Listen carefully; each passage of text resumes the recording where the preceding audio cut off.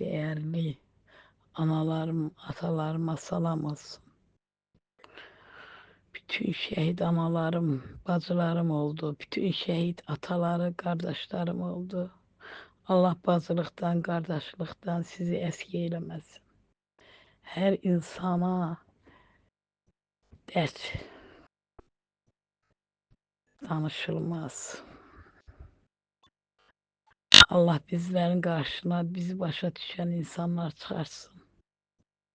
Şehit ailelerim gelin merhametli olaq insanlara karşı. Şəxsən mən həyatıma məcburən davam edirəm. Etməliyəm çünki başqa yolum yoxdur. Həyatda hər çətinliyin öhdəsindən gəldim.